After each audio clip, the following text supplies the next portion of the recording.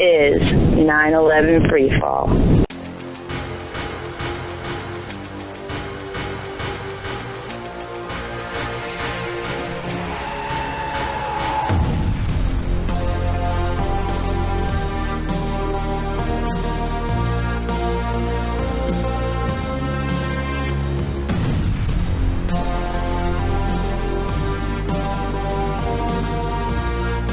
Good evening, ladies and gentlemen. Welcome to another episode of 9/11 Freefall. I am your host, Andy Steele. Tonight, my guests are Wayne Coste and Mike Smith, two engineers who were approved to present their paper at this year's European Society for Engineering Education Conference in Orléans, France, only to have the door slammed in their face at the last minute by conference organizers. The reason for pulling the paper, of course, had nothing to do with the content, but supposedly with copyright issues. Of course, these reasons are pretty suspect, so they'll be talking about that in tonight's interview. This is a long interview, so we're going to do our moment of silence to remember the victims of 9/11 and their families and all the people who died in the wars that followed 9/11, and then we'll be jumping right into it. So we're going to take our moment of silence beginning now.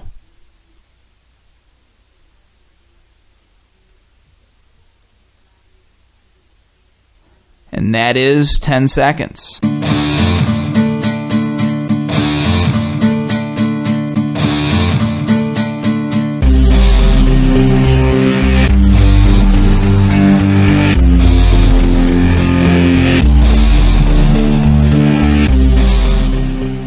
Wayne Coste is a licensed professional engineer with over 40 years of professional experience. He was awarded his Bachelor of Science degree in electrical engineering from the University of Connecticut in 1977.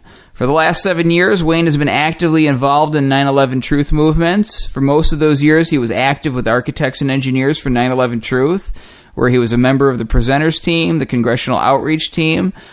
He's now the executive director of Truth Outreach, Inc., which is a not-for-profit organization doing outreach on issues that expands the focus beyond the events at the World Trade Center, including the issue with the anthrax attacks in the Pentagon. And he's joined by Mike Smith. Mike is an electronics engineer. He graduated from DeVry University in Atlanta in 1986. He's currently a volunteer with Architects and Engineers for 9/11 Truth. He's a hard worker, and he's been with them for at least the last 6 years.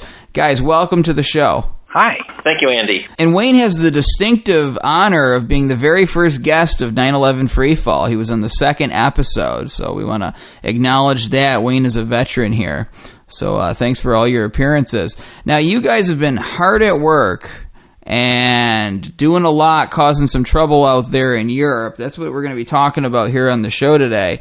But before we do, just to remind our audiences a little bit who you are and fill in any gaps I left in the bios, briefly tell our audiences a little bit more about yourselves. We'll start with Wayne. I think you hit a number of the highlights, but I've been involved with the 9/11 movements for a number of years. I think it's really important because the events of 9/11 show that there's something seriously wrong with the way that our media works, the way that our government's working, and I was always told that democracy is a participative process. When I was much younger, that always meant that we should go to the voting booth and pull a lever or whatever we did. What I found is that that is not sufficient.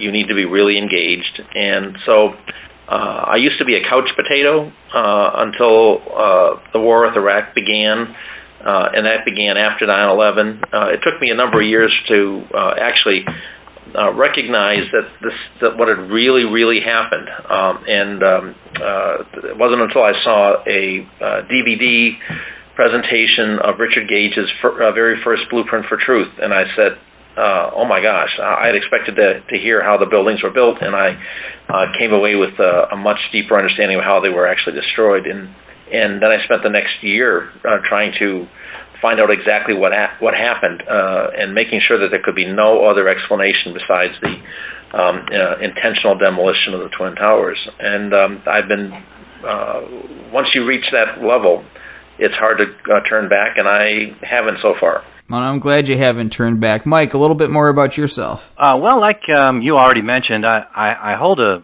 BSEET, Bachelor in Science, Electronics Engineering Technology from DeVry in Atlanta. And I've worked in a really varied career from, doing robotics and research and image processing and manufacturing and textiles and carpeting, all the way to a mini career in art and cinematography as a lighting technician. But I've done a lot of different kinds of contracting. I was a telecom engineer with the local telephone company AT&T for 10 years. So I worked inside buildings, like inside elevator shafts and wiring closets and cable shafts. So I'm familiar with the skeletons and guts of high-rise buildings from the elevator shaft perspective. So you get to see a lot what's going on there and how somebody could have accessed that to do what they apparently did in World Trade Center almost 14 years ago. But more consistently over my career, over the last over 3 decades, I have been an anti-war activist and for peace and justice and truth and human rights. So I totally relate well to what Wayne has been doing and all the other great people we have, the talent we have at architects and engineers. There's a lot of very gifted individuals with a great deal of talent in their disciplines in engineering and building sciences and basic sciences, but also a great deal of heart to want to make the world a better place, and that's a good place to be. It's a home for me. So let's get down to the issue at hand, and our listeners may know that I read a press release from you guys last week on this show. I think it's a big deal, but the European Society for Engineering Education was having a conference. First of all, starting at square one, why did you guys want to present at this conference? Why was it important to get the 9/11 truth issue out in front of these people? And either of you can chime in. Let me just take the first shot at this here, and I want to go back and provide a little more context. A few years ago, and I think it was in 2013 at the University of Florida, Noam Chomsky was asked about Building 7, and he quite arrogantly said, well, there's no peer-reviewed papers except one in a minuscule journal or about what those architects and engineers say. And I was offended by that whole incident, and so I wanted to get some papers written and accepted, and maybe even peer-reviewed, to take up the challenge that Noam Chomsky had thrown at us. Very arrogantly. Yeah. So Mikey and I collaborated on a couple other papers. We did this last year. One was actually a paper. The other one was just a presentation, just so that we could be at technical conferences. And I found that where ethics are part of the call for papers, it's conceivable to get a paper in. So last year, we, with John Wyndham, presented a paper at the 2014 IEEE International Symposium on Ethics in Science, Technology, and Engineering. And our paper was entitled Ethics and the Official Reports about the Destruction of the World Trade Center Twin Towers, WTC-1 and WTC-2 on 9/11, a case study. And in that we basically talked about the ethical violations of NIST in how they conducted their study. And then shortly afterwards, we put together a presentation to the 2014 Forum on the Philosophy of Engineering and Technology. Now, that's a conference that's held every couple of years. This one was held at Virginia Tech in Blacksburg, Virginia, and the presentation was Neglecting Peer Review, a case study of engineering ethics and the official reports about the destruction of the World Trade Center Building 7 on 9/11. And so, but kind of with this as a background, I keep my eye on calls for papers for conferences, and if there's one that includes ethics as a welcome topic, I try to take a look at that and see if I've got the energy, the time, and if I think there's a chance of getting something accepted. And so late last year, I noticed that there was a conference, SEFI 2015, that was going to be held in Orléans, France. And they had a call for ethics, a call for papers that included ethics. So I decided that I'd give them a try. And SEFI is a Belgium-based organization, and there were several aspects that seemed to kind of fit. One was physics and engineering education, ethics in engineering education, and quality assurance engineering education. And I thought that this paper, that we could maybe provide a paper that could address that. And a chance to go to France also was on my list of pluses for this particular conference. So that's why we decided. That's why I decided I wanted to pursue it, and I invited other potential authors to collaborate, and Mikey was gracious enough to join in. So why did you think this was a good idea, Mike? Well, I think Wayne covered a lot of the bases right there. We're always looking for other segues, joint aims in order to build our movement, and this was certainly presented an excellent opportunity. The people of France and Europe in general have responded really well to Richard Gage's European tour engagements, if you will. He did a 20-city, 10-country EU tour just 2 months before we left to leave for this conference. In April and May, and covered much of the UK and the Western EU countries, all the way as far east to Hungary. So when he left, that was his last gig in Budapest, where he did a presentation. On his way back, he came directly into Atlanta, where we helped host the 2015 AIA, or the American Institute of Architects annual convention here in Atlanta. And it was at that convention we were working and getting our trade show booth launched for the first day of the trade show, when Wayne texted me with the information that the paper had been accepted in France by the scientific committee of SEFI, and that we had been invited to come to Orléans, France, about an hour south of Paris. So it was a very, very momentous year, and the people of France and Belgium and elsewhere in the EU and the UK were very, very excited and very motivated to also support us, so that we can continue to help support them. So we're building communities of action group teams and allies and partners internationally. So the whole movement of 9/11 Truth, with architects and engineers and other allies leading the way, is really a worldwide movement. And I think at one point we point to our partner in Paris, reopen911.info, an English title, but it's a French language 9/11 Truth website and association that has supported Richard's endeavors in Europe, and we also have communities in Brussels as well that are also supportive and helped produce the shows for Richard all across the EU, and also helped host me and supported us.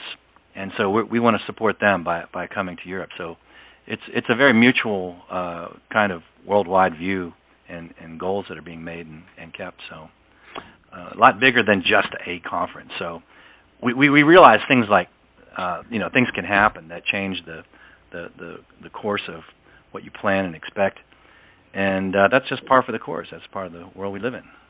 Before we get into what happened with the conference, I want to give the audience an idea of what this paper, this abstract, was about. So you submitted it.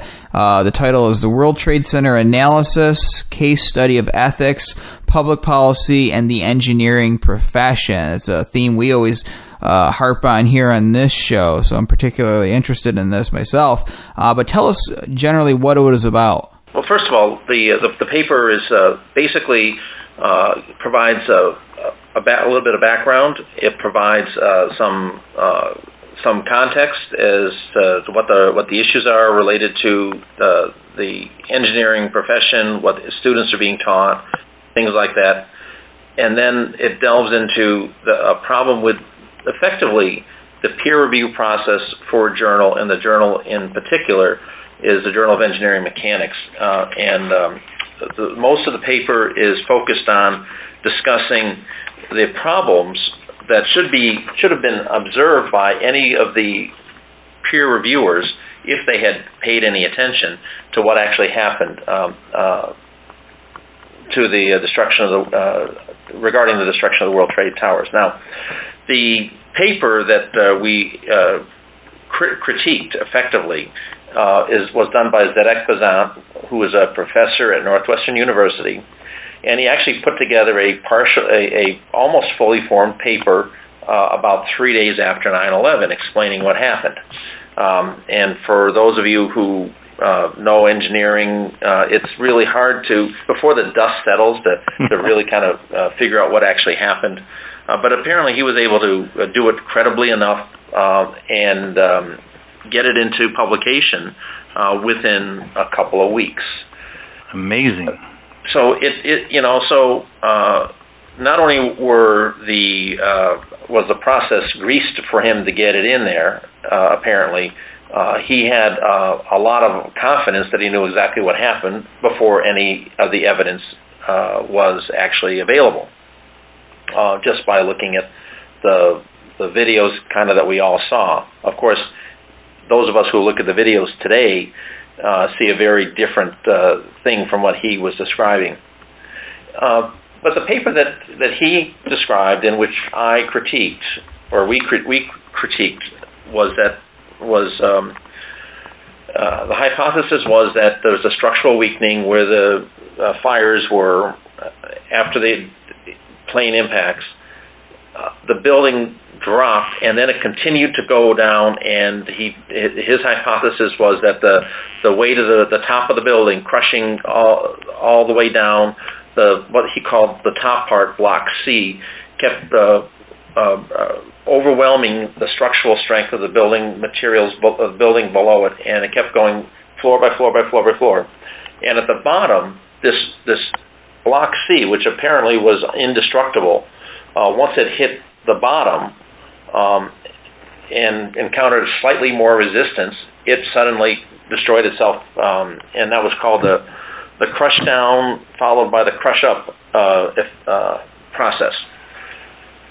Well, key to that hypothesis is that there's going to be a Block C that should be visible, and it has to be going slower than free fall, simply because it's encountering resistance.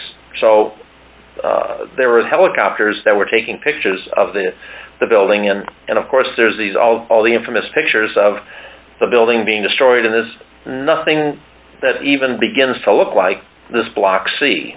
So there's nothing to do with the crushing. The second thing that you're going to see under this hypothesis is that the first floor of the lobby floor, is going to be piled very high in debris, because all the structural materials and floors and concrete floors would have been coming straight down and crushing everything along the way, and they would pile up in the lobby, and that's what his imagery and his figures showed. But if you take a look at some of the photographs that were taken a few days afterwards of the North Tower especially, you can almost see the lobby floor, and you can see the core columns for about 4 floors, which is where the 13 members of the New York Fire Department Ladder 6 were safe. And when the smoke cleared, they looked up and they saw blue sky above them. When you look at these photographs, there's no evidence of the debris pile that the Bazant hypothesis requires to be there. And so just by taking a look at those 2 facts, the fact that there's no block doing the crushing, which would be required in a gravity-only collapse, and there's nothing in the footprint within the perimeter of the North Tower, the hypothesis that they've set forth cannot be the right one. And so something else needs to explain that. And so the whole point of the paper was to point out that the people who did the peer review, the journal editors, never did their homework. And that's an ethical violation of enormous proportions, especially for something as significant and serious as the destruction of the Twin Towers, which of course launched wars and blah, blah, blah, blah, blah. So, but we wanted to focus on the impacts of the ethical violations, what wasn't done, what should they have done, and if they really didn't do it, how can you communicate to the engineering community that there's a problem? And so we did that by writing a paper on ethics with this as the centerpiece of it all. And one of the other things that is instrumental in the teaching of the really bogus physics of the Besant paper, it was initially called the crush down, crush up theory, and also it's known as the pile driver theory, because this was a revision from what was initially thought to be a pancake collapse, or the pancake theory you'll hear sometimes, where each floor just keeps crushing down on the next, just like in a parking deck collapse, which happens as a result from sinkholes and earthquakes and things like that. It's a pretty common type of collapse. The only problem is there was no stack of flapjacks at the bottom, of this wreckage. There was no 106 floors that would have been above that pile.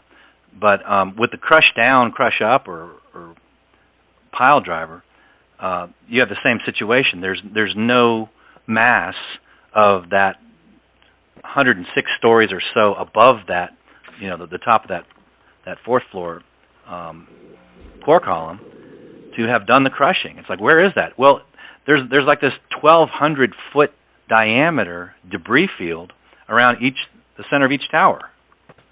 So not only would the magical physics of Mr. Besant's theory have to require this magical crushing down and crushing up, especially when the top part of the building is made of lighter building materials and didn't have the mass to do any kind of crushing like he's hypothesizing.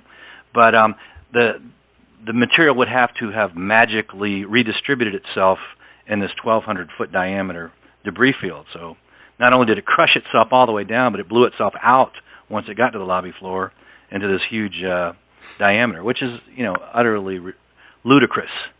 This is completely bogus explanation of physics, and it makes a mockery of people who are serious professionals in science and building sciences especially.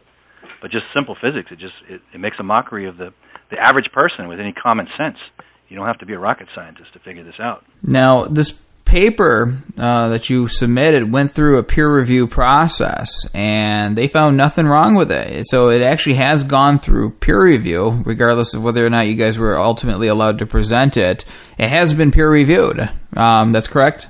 That is correct. Yeah. So, just kind of just for the audience, we can go through the process of presenting a paper. The first thing that you do is you submit an abstract to the organizers, and they will then get back to you and say, yes, this is something that fits into our what we're envisioning for our conference. And so in January, we submitted our abstract. And once that was reviewed, about a month later or so, we were notified that the abstract was accepted. And the email we got said that we're pleased to announce that your abstract has been accepted for the conference, SEFI Annual Conference 2015, the World Trade Center Analysis Case Study of Ethics, Public Policy, and the Engineering Profession. And I was given a number for the paper, and telling me that my eight-page full paper and corresponding copyright form must be uploaded to meet their requirements by April 10th. So the process is to find out if they want the paper. And they said yes. And so the next step was to actually write the paper. Now, I mentioned that the paper was limited to 8 pages. We actually corresponded with them and asked, can it be longer than that? And they said, absolutely not. It had to be 8 pages. So I said that we would provide the best paper we could in 8 pages. And we put together a team that would not only us authors, but some other people who would actually look at it and make sure that we didn't have any misstatements or nothing that couldn't be backed up, and nothing that would get us in trouble because it may have been more controversial in Europe than here. But we were concerned about the peer review aspect of it, and the reason is this is a black hole. I had no idea what the criteria was going to be, and so I asked I said I'd be disappointed if our paper were not accepted for reasons that could have been addressed in advance. I asked what are the criteria for the peer review process? As you would expect, we're making every effort to make sure that the paper is technically accurate and discusses the issues described in the abstract impartially. We're concerned about the paper submission site, which says, and this is important, the acceptance of your abstract does not guarantee acceptance of your full paper. Full papers are peer-reviewed, and the final decision of the paper acceptance will be made on the basis of the full paper review. So the abstract is kind of nice, but you've got to get it through this peer review process.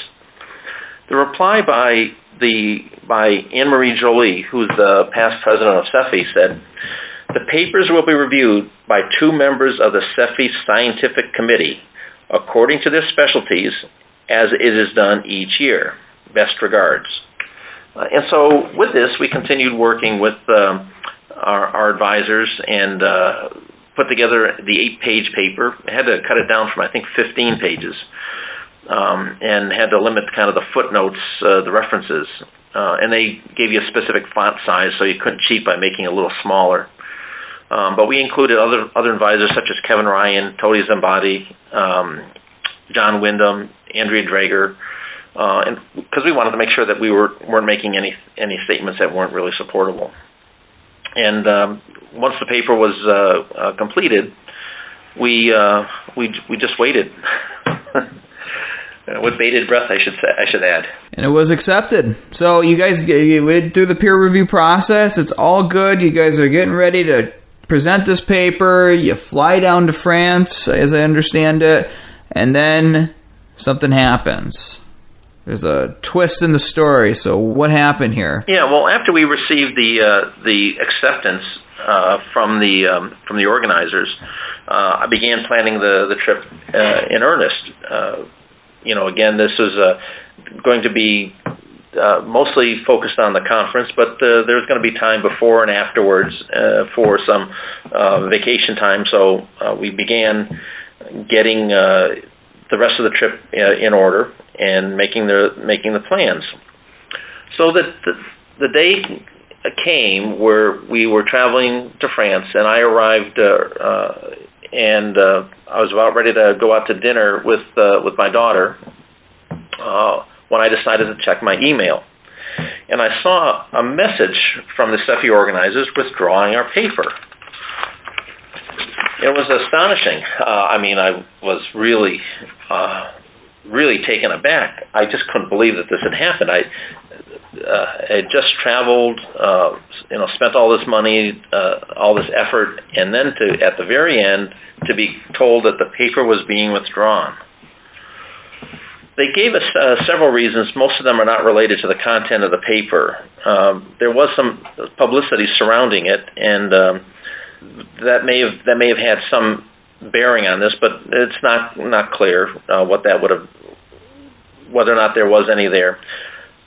But the most significant comment that they made was, and I'm reading this is a quote, "On looking again at your proposed paper, the committee was not fully convinced that you met the copyright statement below, which I completed on April 6th. And the copyright statement that they said that I didn't meet was, quote, "The authors warrant that the article contains no libelous or other unlawful statements and does not infringe on the rights of others." And it was signed by the chairs of the scientific committee, the same committee that did the peer review. And that was Professor Laguerre and the director of Polytech Orléans, and Professor Hawash, the SEFI president at the University of Birmingham in the UK. So that's the beginning of the discussions about what happened. Why the paper was withdrawn.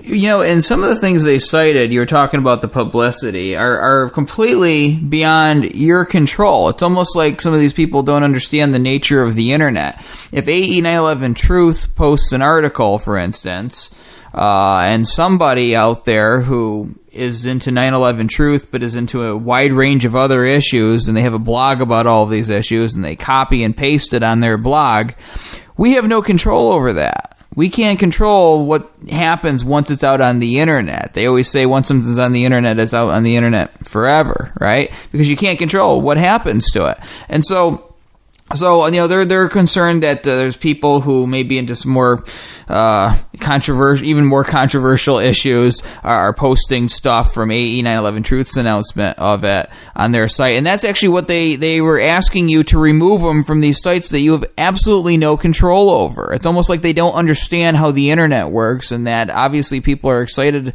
about the fact that you're presenting this, and you can't do anything about that.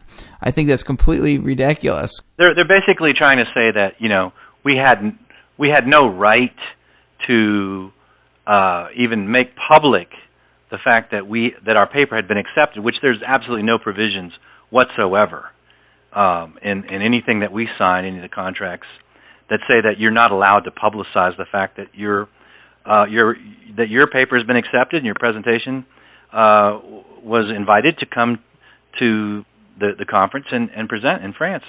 So it's really ludicrous that they would come up with the story that there's less than savory websites out there and bloggers that have posted news of your paper's acceptance and unfairly used our logo for the association on their website. It's like, well, this is news. I'm sorry, but this is complete freedom of expression on the internet, and this is a really big question today around censorship and what is going to be allowed on the internet and what's not.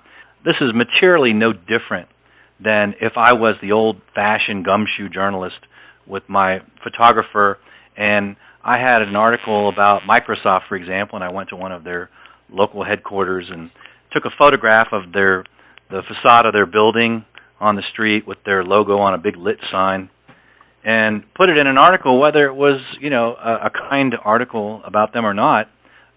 That's freedom of the press.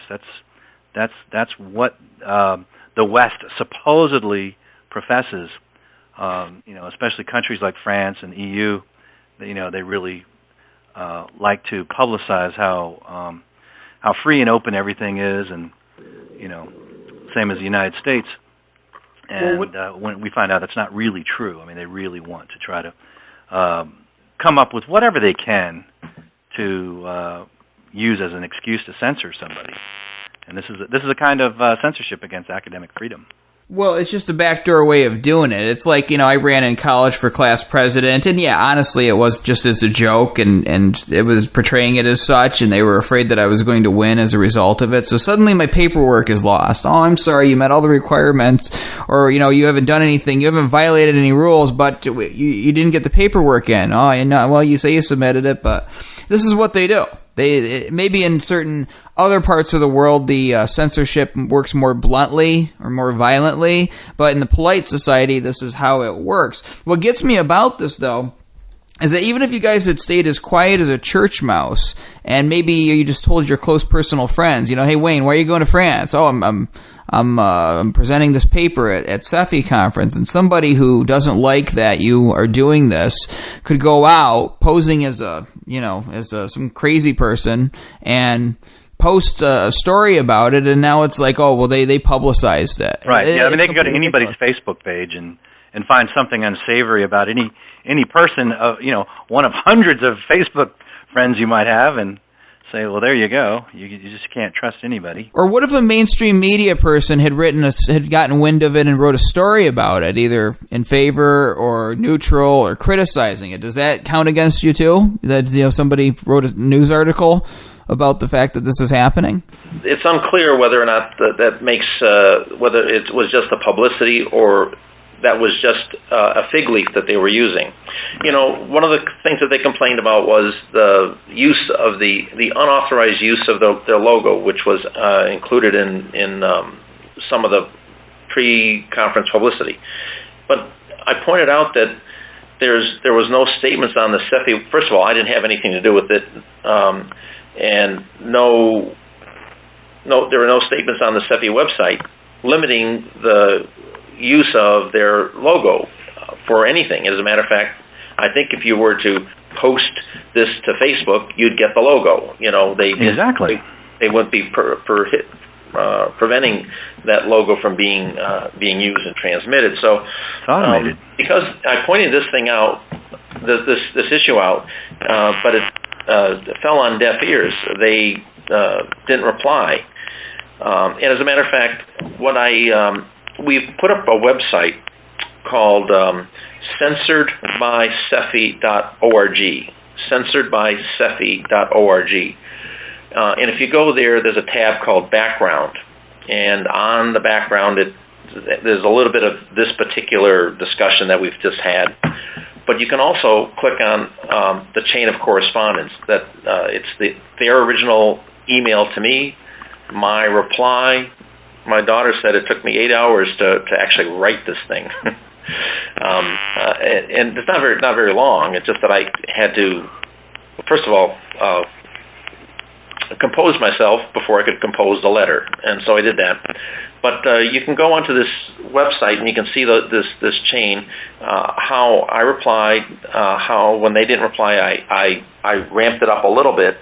What I did is I said, well, you haven't told me why, what part of the paper is either libelous, contains unlawful statements, or infringes on others. And they didn't say anything. So as a result, I said, I'm going to, when I come to the conference, I'm going to see if I can get some support for you to reinstate the paper. And if I'm still not allowed to, maybe we'll raise this up and into a potential press release. And they immediately responded back saying that I was myself and my co-authors were not going to be allowed to even come to the conference, and that they actually violence baited Wayne and said that he was making threats against the health and safety of the conference participants because we refused to remain silent in the face of censorship. We would not go along with them silencing us. That they call that violence.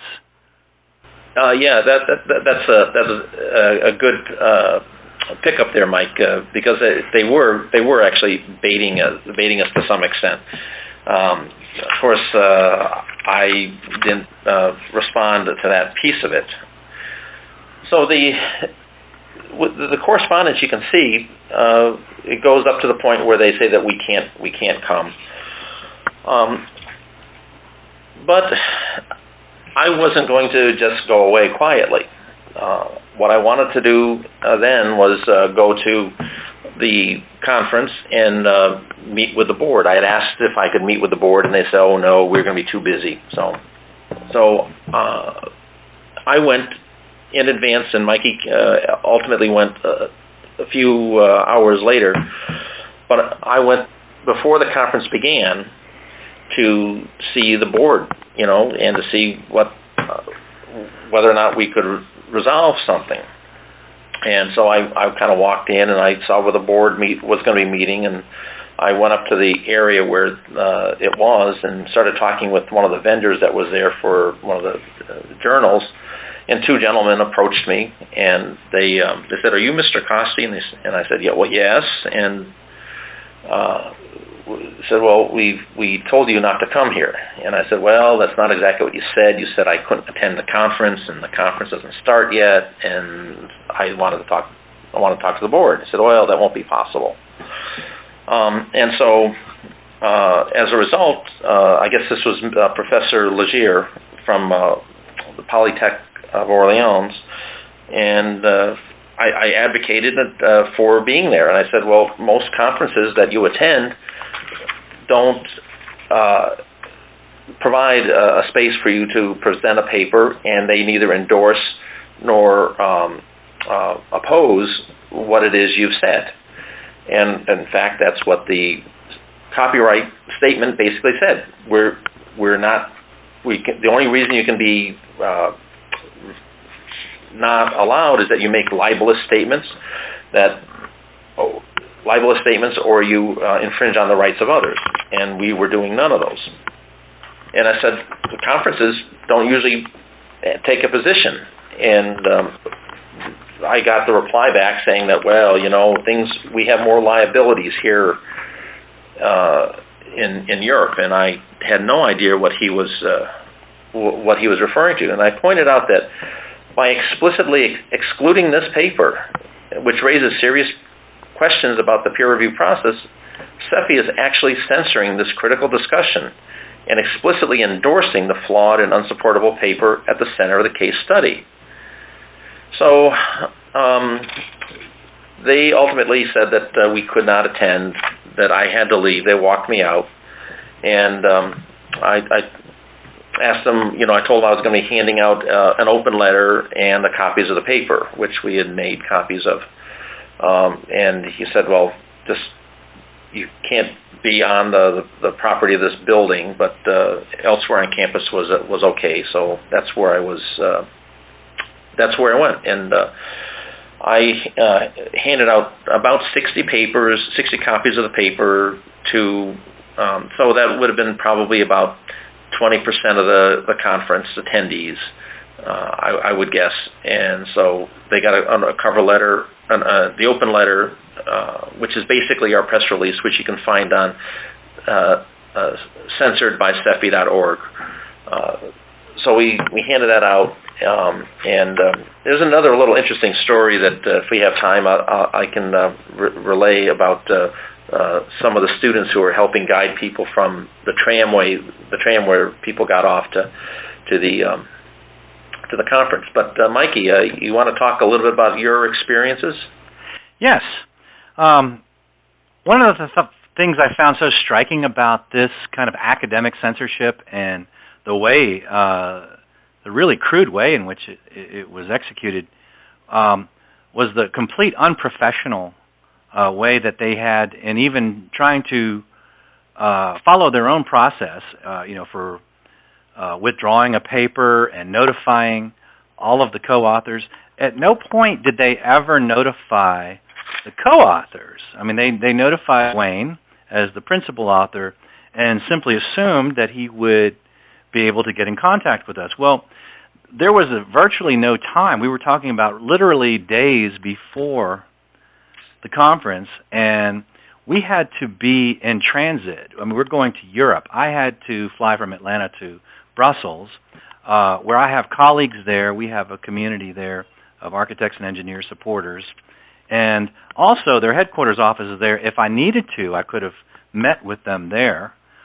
So that was one of the things that I had held open, and sort of a plan B in case it was necessary to meet with them early on, because I realized this kind of paper can be very controversial and could present some problems, and so wanted to be available geographically wherever we could be and logistically. So I didn't actually get in. I was not part of the conversation really directly with Wayne and Professor Leger and Professor Hawash, who is the president of SEFI. and these two signed all of these emails and letters. So I thought that was extremely unprofessional. Not only did they just like drop this within days while we were already in transit getting to the conference, but they never even tried to copy me and Professor Bob Corll of McMaster University, who's the other co-author that wasn't traveling to Europe for the presentation. But neither of us had been contacted, and they had our emails. Our emails are on the paper that we submitted and on all the forms. So I just went ahead and decided to go to the conference later in the afternoon, as I arrived late for the early registration since I was pre-registered. And I had made sure that all my registration was done before I left Atlanta. And when I got there, I was looking for my pre-registration, and I was let in by one of the students through. I got lost around the campus. They took me through the back door. So the people that were looking for Wayne weren't looking for me coming in through the help of other students. So I was able to get into the conference reception area where they did the registrations, and they had the badges and conference kits for the pre-registered attendees, which I was one of those folks. So I walked over and I talked to one of the people at the table that was doing the registration, and I recognized on the name badge of one of the women who worked for the local tourist office that she was the one that took my credit card information for paying the registration fees over the phone that I'd worked with earlier that week.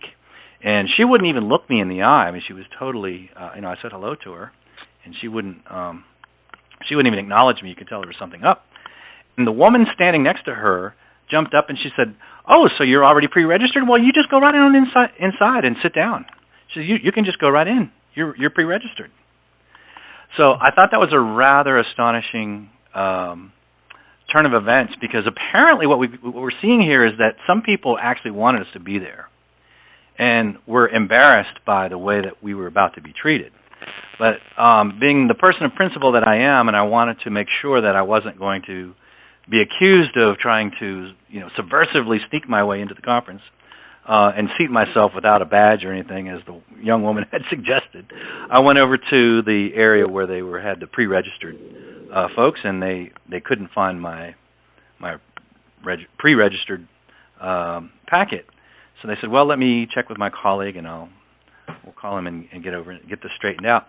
So then came Professor Léger, the president of Polytech, the engineering school there at the University of Orléans, and one of his colleagues, a British gentleman, and they proceeded to explain the whole thing. And I said, "Well, I want to know what's going on." And they proceeded to explain that they had all these much higher liabilities in Europe than we had in the United States, and there was all these problems of national security and terrorist attacks, and they just simply this truth was just too much for them. It was just too much for them to deal with, and so they said that because of the attempts at negotiating by Wayne, that we were being ejected from the conference and that I had to leave. So I demanded they call me a taxi, but I made it very clear to them. It's like, this is academic censorship, and this will not. We'll see what the public has to say about this. So one of his colleagues sat there and argued with me that this was not censorship. It's like, this is astonishing.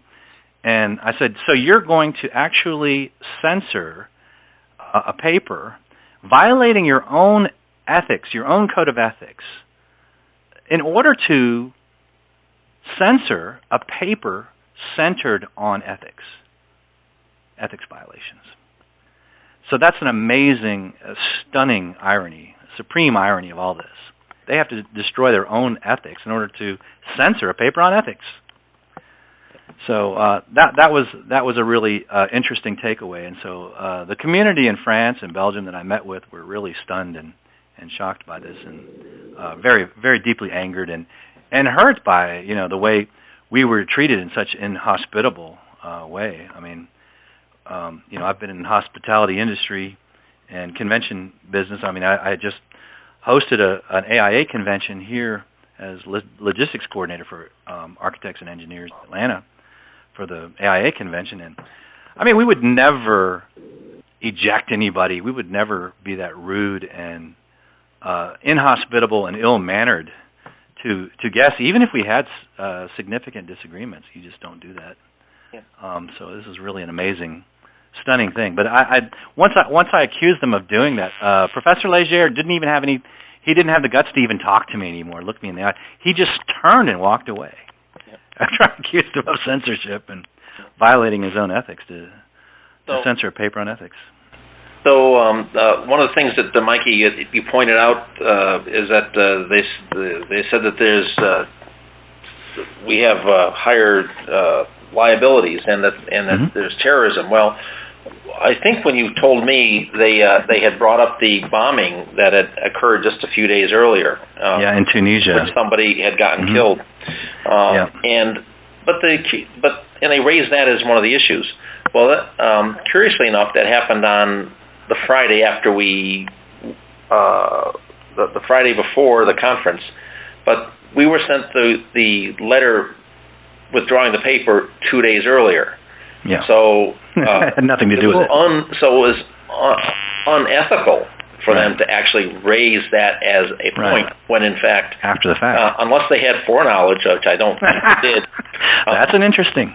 Yeah. That's an interesting. But they could not have used that legitimately as an argument for us not to be there. So, and besides, as you pointed out, this is a paper focused on the ethics of the peer review process, and that's really what it's all about. We weren't actually even promoting any other explanations of what actually happened to the buildings, just that it could not have been a gravity-only collapse as described by the peer-reviewed paper in the Journal of Engineering Mechanics, which has been, I think, published several versions of it, too, without any alternative hypotheses being allowed to be presented in that journal. Well, I don't see what a bombing in Tunisia has to do with your paper. I know 9/11 we're told is a terrorist event, but what does it have to do with it? You're talking about a very technical thing. Are they afraid terrorists are going to bomb something because you're talking about 9/11 at an engineering conference? Exactly. I mean, clearly they're clutching at whatever excuses they could get. I mean, it's just like the color-coded threat levels that they constantly had to ratchet up to terrorize the American people after 9/11. Every time there was a tough vote in Congress, or there were presidential polls, ebbing and flowing with the current events. Whenever there's a need to drag out the boogeyman of 9/11 and just the invisible face of terrorism. Of course, it's the be-all, end-all excuse. It's like, why bother having to be ethical about anything? You can just make it up as you go, and it's like, hey, it's not me, it's the terrorist. So I'd like to just kind of circle back. I mentioned something about one of the students who was at the tram and who was guiding people from the tram to the conference location. It's amazing what a long shadow the events of 9/11 have. This young man was a student. He was from India, and he was very interested. When I was telling him what the paper was about, he was asking a lot of questions. And it turns out his uncle, so he says, was one of those killed in the Twin Towers. And the number of times that you run into when you mentioned 9/11, you find out that you talk to people and they had a cousin who was on one of the flights. Mm-hmm. You talk to someone and their boyfriend had been on one of the flights, or they were in the towers. This was an example of being in France, thousands of miles away, and this Indian graduate student, his uncle, had been killed there, and he was very interested in what I had to say. So. And this is a story. I mean, we're getting basically a breakdown of what happened.